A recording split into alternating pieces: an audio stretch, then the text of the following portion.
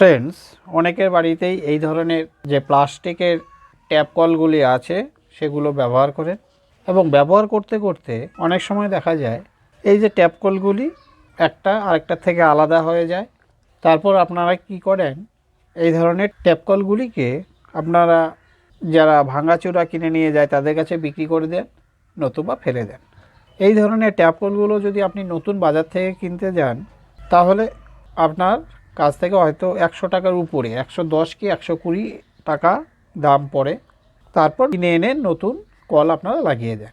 কিন্তু এই ধরনের যে ট্যাপ কলগুলো আছে এগুলো কিন্তু নষ্ট হওয়ার মতো কিছু নেই বা ফেলে দেওয়ার মতো কিছু নেই। এটাকে কিন্তু আপনারা নিজেরাই বাড়িতে খুব অল্প যন্ত্র দিয়ে, সেরকম কোনো যন্ত্র লাগে না, আপনারা মেরামত করতে পারবেন।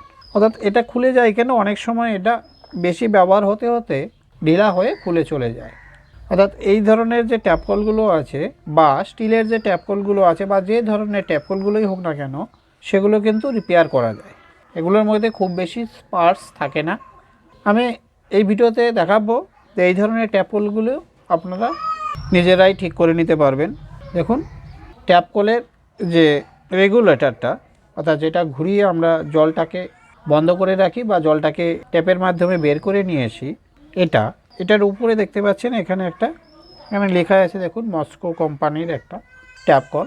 এই যে ক্যাপটা আছে, এই ক্যাপটাকে আপনারা টেস্টারের সাহায্যে, সকলের বাড়িতেই টেস্টার আছে, টেস্টারের সাহায্যে এটাকে কী করবেন, এই যে এই ক্যাপটাকে প্রেসার করবেন টেস্টার দিয়ে, সেটা কিন্তু বাইরে বেরিয়ে আসবে।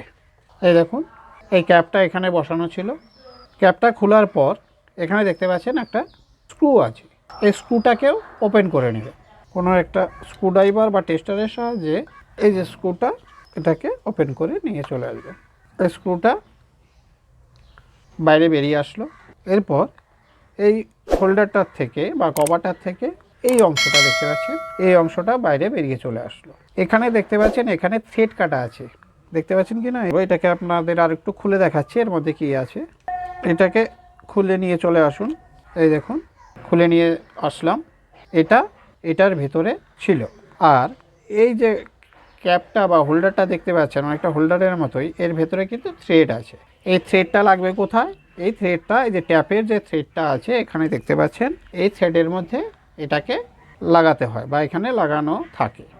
এটা একটু খেয়াল করুন, এখানে একটা ব্ল্যাক কালারের ওয়াশার আছে এবং সেই ওয়াশারের এইখানটায় যে দেখতে পাচ্ছেন একটা পিনের মতো দণ্ড আছে। এই যে ব্ল্যাক কালারের ওয়াশারটা, এটা কিন্তু এই যে এখানে একটা হোল আছে, দেখতে পাচ্ছেন এই যে হোলটা, সেই হোলটার মধ্যে এই কভারটা গিয়ে যখন বসে যায়, অর্থাৎ আমরা যখন এটাকে টাইট করি, ওই যে ছিদ্রটা ওটাকে বন্ধ করে দেয়। আবার এটাকে যখন আমরা ঢিলা করি অর্থাৎ জল বের করার জন্য, তখন এই ওয়াশারটা কিন্তু ওখান থেকে সরে আসে, ফলে ওখান দিয়ে জলটা এখান দিয়ে বাইরে বেরিয়ে আসে। এখন এটাকে সেট করব, কিভাবে সেট করবেন? এই যে অংশটা, এটাকে এটার মধ্যে ভরবে, দেখুন এইভাবে বসে যাবে।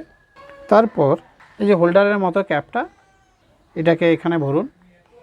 ভরে এটাকে কোন দিকে ঘোরাবেন? আমরা যে দিকে কোনো কিছু খুলে থাকি, আমরা যেভাবে কোনো একটা নাটকে খুলে থাকি, যেদিকে ঘুরিয়ে সেই দিকে যদি আপনি এটাকে ঘোরান তাহলে এটা কিন্তু টাইট হয়ে যাবে। অর্থাৎ খোলার সাইড, আমরা যখন কোনো নাট খুলে থাকি যেভাবে ঘুরিয়ে, ঠিক একই রকমভাবে এটাকে ঘোরাবেন, তাহলে এটা টাইট হয়ে যাবে। ভালো করে লাগিয়ে নিয়েছি, দেখুন। এরপর এই যে এখানে দেখতে পাচ্ছেন যে স্কোয়ারের মতো একটা শেপ আছে, দেখুন দেখুন স্কোয়ারের একটা শেপ আছে। আর এখানে একটা দেখুন ছিদ্র আছে। এই ছিদ্রটাতে এই যে স্ক্রুটা আছে সেটা এর মধ্যে লাগানো থাকে। আর এই যে স্কোয়ারের মতো শেপটা, সেটা কিন্তু এই যে এখানে দেখতে পাচ্ছেন, দেখুন এখানেও একটা স্কোয়ারের মতো শেপ আছে, দেখুন ভালো করে, মনে হয় দেখতে পাচ্ছেন, আলোটা ঠিক ঢুকছে না। এই দেখুন এই শেপটা, এখানকার এই যে শেপটা, এটার ভেতরে এই যে স্কোয়ারের মতো শেপ, সেই শেপটাও ওখানে বসে যাবে। তারপর এখান দিয়ে একটা স্ক্রু আমরা এখানে দেব।